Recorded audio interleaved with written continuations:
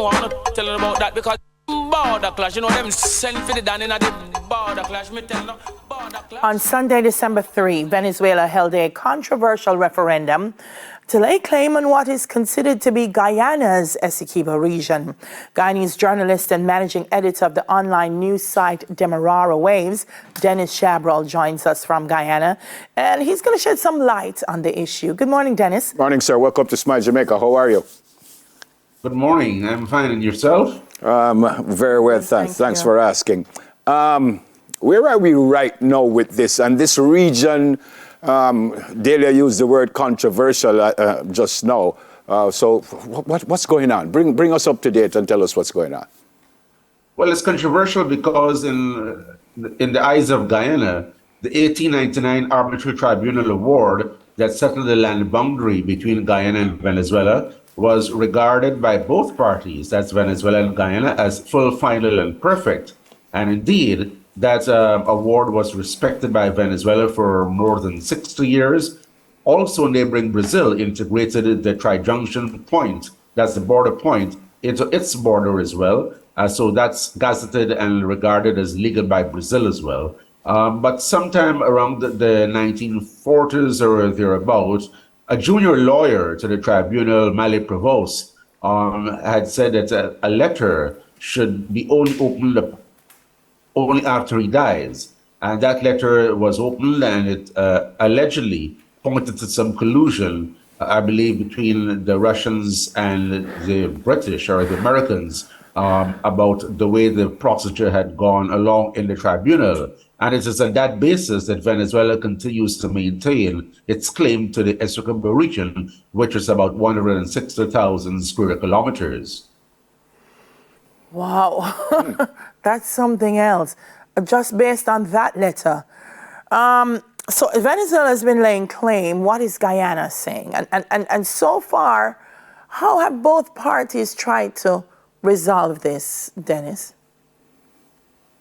Well, the United Nations, in keeping with the 1966 Geneva Agreement, just before Guyana attained independence, had basically provided for a mediation process, and that was held up until about 2012, I believe, or thereabout, when Guyana said that after so many decades, this process was making no sense. And therefore, they needed to take the next step to have the matter go to the World Court or the International Court of Justice. Venezuela opposed that move, and indeed the United Nations Secretary General, on whose aegis is the Good Officers mediation process, had put in place a period of accelerated and intensified negotiations for about 1 year or so. And even after then, there was no agreement on how the controversy should be settled.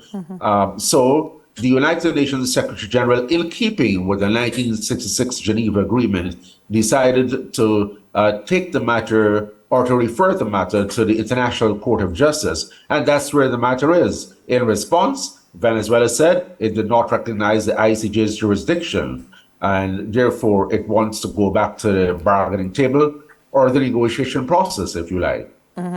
We're seeing some images on screen. Essequibo es el nuestro. I want to ask, in terms of populace, who occupies it most?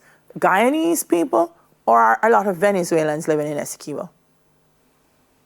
Well, the area is long occupied and in control by Guyana, and Guyanese, for the most part, occupy that area. You may find a few Brazilians and Venezuelans occupying parts of Essequibo, but that is only because of the proximity between the county and those two neighboring countries. People move freely across the border. They trade. They go to school. They go to church. They come for social events back and forth. So that has literally nothing to do with the border per se. It's just as a result of proximity.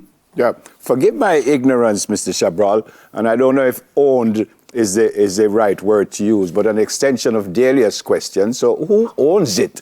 Is it shared? Is it Guyanese? Is it Brazil? Is it Venezuela? Forgive my ignorance, but how do you... Guyana owns Essequibo. Okay. And that is established in accordance with the 1899 Tribunal Award, and that is recognized internationally. The border has been demarcated by the Tribunal Award, is recognized internationally as the border between Guyana and Venezuela. And Guyana has several administrative regions in Essequibo, and all are controlled politically and administratively by Guyana and Guyanese authorities. Yeah. We have soldiers and policemen, we have teachers, nurses, all of the health centers are manned by Guyanese. In fact, many of the communities recognize themselves as Guyanese. They have Guyanese national identification cards. Okay. Delia asked earlier, how is it being worked out? In reading, because I've been following it for a little while now, you see the word conflict coming up every now and again. Is there a concern that there might be armed conflict going on here, or no? Well, thus far, we have not seen any encroachment by Venezuelan soldiers into Guyanese territory, although there have been a buildup of troops along the Venezuela side of the border for several weeks now. But what is of interest to us here in Guyana is the fact that just following the referendum in Venezuela, the president of Venezuela, Nicolas Maduro, announced that Essequibo will now be incorporated into Venezuela's map, but most important, that it will form part of Venezuela's military zone system. Yeah. So it will be a military zone, and it will have several sectors. However, the headquarters for that military zone will be based in Tumarebo, which is a community or an area about 100 kilometers west of the Guyana-Venezuela boundary. We are yet to see how that will play out. Also, the Venezuelan president has announced that all foreign concessions that have been awarded by Guyana will not be recognized, and that the investors will have to leave within 3 months. We don't know how that will operationalize, if it will indeed be operationalized.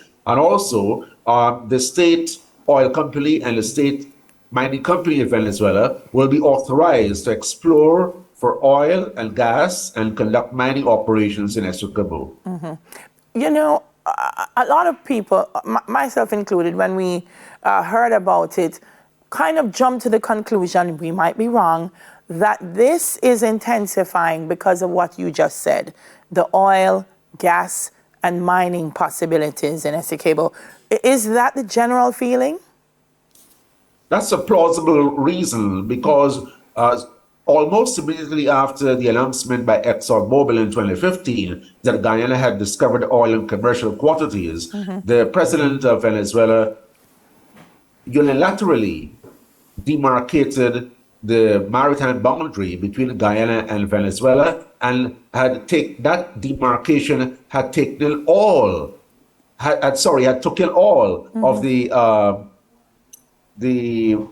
maritime space of Guyana, and the way it was configured, it had extended even to French Guyana as well as to several Caribbean islands. I think as a result of a meeting by CARICOM and so on, that boundary was adjusted, but in large measure still takes in a lot of Guyana's, if not the entire maritime space. Wow. So that was a direct reaction to Guyana's